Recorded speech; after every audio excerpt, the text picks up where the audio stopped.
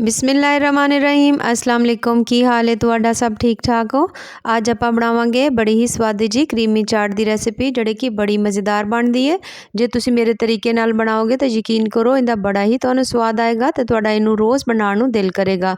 तो बिना टाइम ज़ाया कीते आपां इस स्वादी जी रेसिपी नूं बनाना शुरू कर लैंदे आ।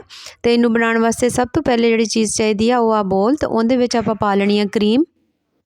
तो तकरीबन जी क्रीम आ ना तुसी अद्धा कप पा लैनी है। अद्धा कप क्रीम पाने तो बाद ना कोई भी तुसी क्रीम ले लवो, भावें जी दुध के उत्तों लाते हो ना क्रीम तुसी वह भी लै सकते हो। उन तो बाद जिन्नी क्रीम पाई है ना उन्ना ही इहदे तुसी मायोनीज़ पा देना वा।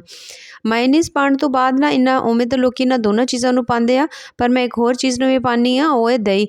दही तुहाडा घर दा भावें होए पतला है या गाढ़ा है ना तुसी कोई भी पा सकते हो। पाने तो बाद ना हुण आपां इन्हां सारियां चीज़ां नूं ना मिक्स करना। इहदे नाल इन्ना सोहना टेस्ट बनेगा ना कि तुहाडा दिल खुश हो जाएगा। हुण आपां इहदे विच पावांगे 2 चमचे मैं चीनी पाई है। जे थोड़ी बहुती खांदे हो तो थोड़ी जी ज़्यादा भावें 1 चमचा उत्ते वधा लिया जे। हुण इहदे बाद आपां पावांगे इहदे विच बिल्कुल 1 चुटकी जिहा नमक, बहुता नमक नहीं पाना है क्योंकि मायोनीज़ विच अगे थोड़ा जिहा नमक हुंदा। हुण आपां इहदे विच पा देवांगे थोड़ी जी काली मिर्च। इन्हां सारियां चीज़ां नूं पा के ना हुण आपां इहनूं चमचे दे नाल या किसी चीज़ दे नाल ना तुसीं मिक्स कर लवो इहनूं चंगी तरह। सारियां चीज़ां नूं हुण आपां इन्ना चंगी तरह मिक्स करना ना कि बिल्कुल सब ना एक तरह क्रीम तरह बन जाण। जदों सारियां चीज़ां नूं तुसीं चंगी तरह मिक्स कर लवो ना, मिक्स करन तो बाद आ देखो किड्डियां सोहणियां मिक्स हो गईयां। तो बस हुण इन्हां आपां मिक्स कर लिया ना चंगी तरह ते हुण आपां इहनूं रख देना फ्रीज़र विच, ठीक है। फ्रिज विच या फ्रीज़र विच रख दो ना ताकि चंगी तरह ना जम जाण, थोड़ी जी गाढ़ी हो जाए। जिन्नी कु गाढ़ी होएगी ना उन्नी अपनी क्रीमी चाट जिहड़ी है ना स्वादी बनेगी। तो इहनूं आपां फ्रीज़र विच रख दिंदे आ कुछ देर लई। तब तक आपां ले लैंदे आ फ्रूट जिहड़े आपां विच पाने ने। तो फ्रूट तुहानूं ਜਿਹੜੇ भी मिलन ना तुहाडे कोलों सौखे ਲੱਭ ਜਾਣ ना तुसीं ਉਹ ले लिया जे। तो मैनूं इन्ने कुल ਲੱਭੇ सी तो फिर मैं यही ले लिया। विच एक मैं केला 3 तकरीबन मैं केले पाए आ, एक विच सेब आ ते एक इहदे विच अमरूद मैं पाउण लगी आ, नाल स्ट्रॉबेरियां वा ते थोड़े जे मेरे कोल ना अनार दे दाणे ने, तकरीबन अद्धा अनार है मेरे कोल ना। तो हुण आपां इन्हां नूं कट लेना वा सारे केलिਆਂ नूं चंगी तरह छिल के ना। तो आपां इन्हां नूं हुण कट लेना। कटना बहुत ज़्यादा ना तो मोटा तुसीं कटना ना बरीक ही कटना, ठीक है। एवें दरमियाने जे कटोगे ना तो बहुत अच्छा आ जाना, फिर इहदा स्वाद भी बनेगा। उन तो बाद सेब भी एवें मैं बिल्कुल बरीक बरीक जिहा कट लिया, बहुत ना मोटा कटिया ना बिल्कुल बरीक कटिया। स्ट्रॉबेरी दे भी एक स्ट्रॉबेरी दे मैं 4-4 पीस कर लिया।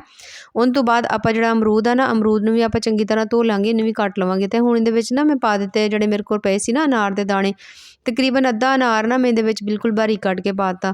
एवें ही हुण आपां इहदे विच जिहड़ा अमरूद आ ना उहनूं भी बिल्कुल बारीक बारीक जिहा कटांगे। आ देखो ज़्यादा तुसीं मोटा ना कटिया जे इहनूं। ते मैं इहदे विच बीऽ भी विच पा दित्ते ने, क्यों कई लोकी जिहड़े बीऽ नहीं पांदे है। अल्लाह पाक ने जे विच बीऽ पाए सी ते कोई मसलियत है ही सी ना, तो फिर मैं कहा चलो आपां बीऽ भी पा लैंदे आ। मैं इन्हां दे समेत ही चाट बना लैंदी हुंदी आ। हुण जिहड़ी क्रीम सी ओह बड़ी सोहणी ठंडी हो गई सी ते आपां सारे जिहड़े आ ना फ्रूट कट्टे सी ये सारे आपां हुण इहदे विच पा देवांगे। बड़ा सौखा तरीका वा बनाउण दा, बस थोड़ा जिहा इहनूं जरा माड़ा जिहा तरीका विच जिहड़ियां निक्कियां निक्कियां चीज़ां पाईआं ना ओह किहड़ी मकदार नाल पाणियां बस उंदा पता होए ना तो बड़ी सोहणी चाट बन जांदी है। हुण इहदे विच ना खजूरां मैं पातीआं थोड़ियां जिहियां। ते खजूरां पा के तुसीं चाहो तो इहदे विच थोड़े ਜਿਹੇ ड्राई फ्रूट भी पा सकदे हो। एक ते मक्खियां इन्ना तंग कीता, गर्मी आई नहीं, मक्खियां पहलों आ गईयां। अच्छा हुण आपां इन्हां सारियां चीज़ां नूं ना मिक्स कर लेना है। आ देखो माशाअल्लाह किड्डी सोहणी अपनी जिहड़ी चाट है ना मिक्स होण डी। ते जदों चंगी तरह मिक्स हो जाएगी ना तुसीं देखोगे जिहड़ी आपां क्रीम पाई है ते फ्रूट है ना इन्हां दोवां दी जिहड़ी मिकदार है ना बिल्कुल ज़बरदस्त होई आ।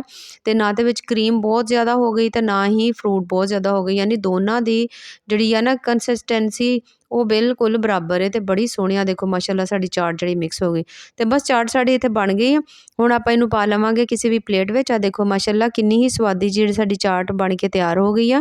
ते जे तुहानूं अज्ज दी साडी रेसिपी पसंद आवे ना तो तुसीं साडे चैनल नूं ज़रूर लाइक करिया करो, सबसक्राइब करिया करो। ते इन्नी मेहनत लगदी बनाउण ते थोड़ियां जे मैं इहदे उत्ते पा दित्ती सी चीज़ां, मैं क्या होर साडी चाट जिहड़ी है ना बड़ी स्वादी बनेगी। उवें भी तुसीं खाओगे ना तो यकीन करो तुहाडा दिल करेगा तुसीं इहनूं बार बार खाओ। ते बाकी दुआवां याद रखेआ जे। अल्लाह पाक तुहानूं सब नूं खुश रखे, आबाद रखे। अल्लाह हाफिज़।